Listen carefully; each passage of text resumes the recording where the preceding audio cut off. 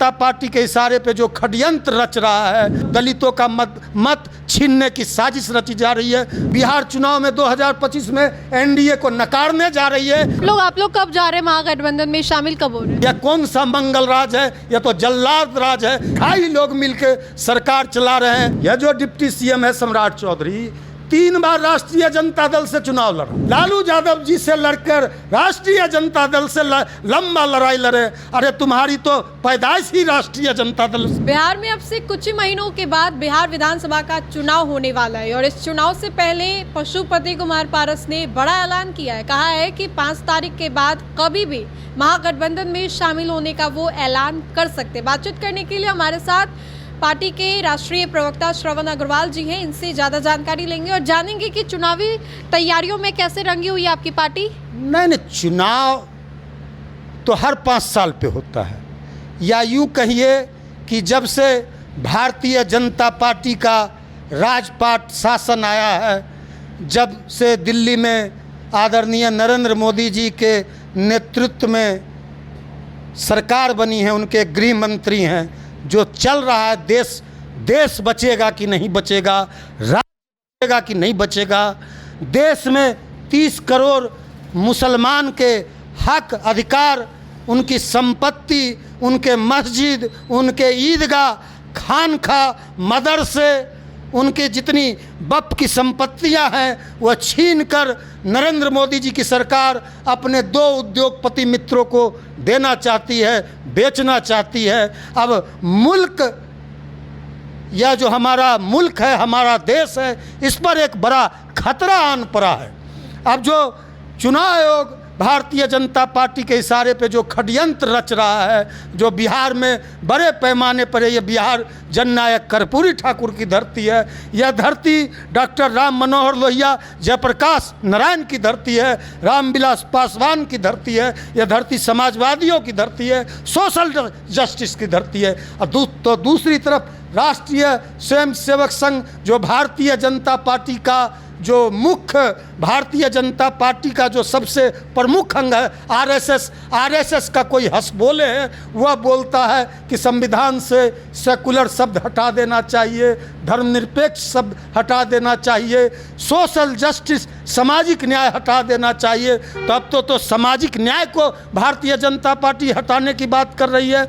अब तो भारतीय जनता पार्टी जो चुनाव आयोग के माध्यम से अब गरीबों को, दलितों को, पिछड़ों को के वोट को हड़पने का, वोट जो मौलिक अधिकार है, एक तरफ चुनाव आयोग कहता है ज़्यादा से ज़्यादा वोट प्रतिशत बढ़े, ज़्यादा से ज़्यादा वोट का मतदान बढ़े, एक तरफ चुनाव आयोग अभियान चलाता है, प्रचार चलाता है कि ज़्यादा से ज़्यादा मतदान हो, और दूसरी तरफ दलितों का मत छीनने की साजिश रची जा रही है, वंचितों का, मुसलमान। इसके लिए आप लोग की जो पार्टी आरएलजेपी है वो भी आवाज़ उठा रही है, चूँकि आरजेडी कांग्रेस लगातार हमलावर है, लगातार सवाल खड़े कर रही है इसको लेकर के चुनाव आयोग के ऊपर।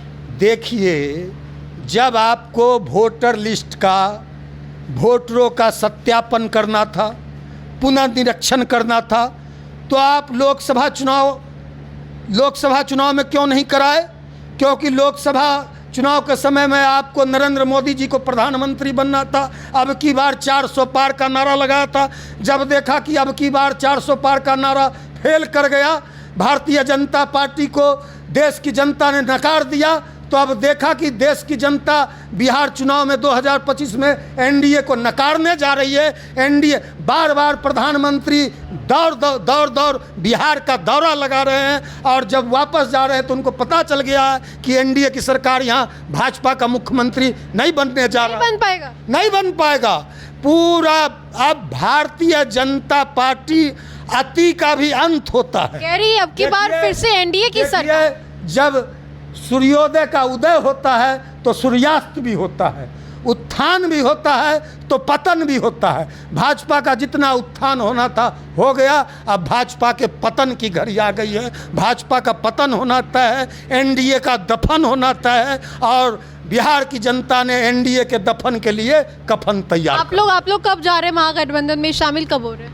अब तो हम लोग ने कहा है कि सामाजिक न्याय की सरकार बनाएंगे।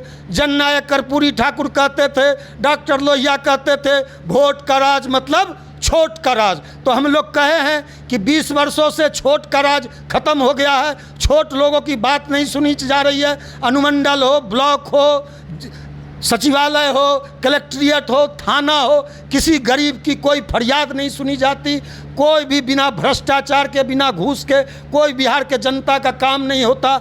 हत्या, लूट, अपहरण, बलात्कार, दुष्कर्म, डकैती, यह सब आज प्रतिदिन रोज़ दिन लगता है। यह जंगल राज कहते हैं, यह कौन सा मंगल राज है? यह तो जल्लाद राज है। इस जल्लाद राज से, इस राक्षस राज से बिहार को मुक्ति दिलाना है, बिहार को मुक्ति कराना है। बिहार की जनता ने भी मन बना लिया है। पूरा जो आबो हवा चल रहा है, जो फिजा बन गया है, जो माहौल बन गया है कि एनडीए को बिहार की जनता ने मन बना लिया है कि एनडीए को उखाड़ के फेंकना है। और जनता, जनतंत्र में, लोकतंत्र में जनता मालिक है। जनता ने फैसला सुना दिया है। चुनाव तो 3 महीना बाद होंगे, लेकिन एनडीए की सरकार जा चुकी है। यहाँ सरकार नाम की कोई चीज़ नहीं चल रही है। जोर जबरदस्ती से, ठीक कहते हैं, कई लोगों ने कहा है कि 3.5 लोग की सरकार चल रही है। हम तो कहते हैं 3.5 लोग नहीं, 2.5 लोग की सरकार चल रही है। 2.5 लोग मिलकर सरकार चला रहे हैं। इनके डिप्टी सीएम, इनके भाजपा के प्रदेश अध्यक्ष, रोज़ दिन ये लोग केवल गाली देने का काम करते हैं। और भारतीय जनता पार्टी का प्रदेश अध्यक्ष कहता है कि हमको गाली देने में तो हम PhD हासिल किए हुए हैं। एगो डिप्टी सीएम है, वो तो लगता है 3 बार राष्ट्रीय जनता दल से चुनाव लड़ा। यह जो डिप्टी सीएम है सम्राट चौधरी, 3 बार राष्ट्रीय जनता दल से चुनाव लड़ा। पहली बार लालू यादव जी के टिकट पर, राष्ट्रीय जनता दल के टिकट पर बिहार विधानसभा पहुंचा।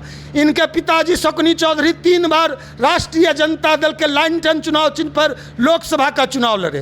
पहली बार यह जो डिप्टी सीएम सम्राट चौधरी है, पहली बार राबड़ी देवी जी के मंत्रिमंडल में नाबालिग था, लालू यादव जी ने माप तौल बागवानी मंत्री बनाया। है ना बिहार के इनके पिताजी सम्राट शकुनी चौधरी जी को आदरणीय लालू यादव जी ने राबड़ी जी के मंत्रिमंडल में स्वास्थ्य मंत्री बनाया। ये लोग की तो पैदाइश कहता है कि हम तो लालू यादव जी से लड़कर राष्ट्रीय जनता दल से लंबा लड़ाई लड़े। अरे तुम्हारी तो पैदाइश ही राष्ट्रीय जनता दल से हुई है और कहते हो राष्ट्रीय जनता दल से हम लड़। अरे ऐसा मत करो, छोटी मुंह बड़ी बात मत करो। लालू यादव जी बड़े नेता हैं। दलितों, लालू यादव ने दलितों को, पिछड़ों को, और जो सम्राट चौधरी जी जो बोल रहे हैं, उनको भी बोलने का अधिकार लालू यादव जी ने दिया। आज जो सम्राट चौधरी जी बड़ा बड़ा बात करते हैं, गाली देते हैं बढ़ चढ़कर, वह लालू यादव जी का ही देन है कि आज पिछड़ा का बेटा, दलित का बेटा भाजपा RJD से ट्रेनिंग लेकर भाजपा में जाकर डिप्टी सीएम हो जाता है, प्रदेश अध्यक्ष हो जाता है। चलिए, तो श्रवण अग्रवाल थे हमारे साथ बातचीत करने के लिए। इन्होंने क्या कुछ कहा ये हमने आपको सुनवाया। तो फिलहाल के लिए इस खबर में इतना ही। सहयोगी मंटू के साथ मैं राजनंदिनी, देशवान न्यूज़ पटना।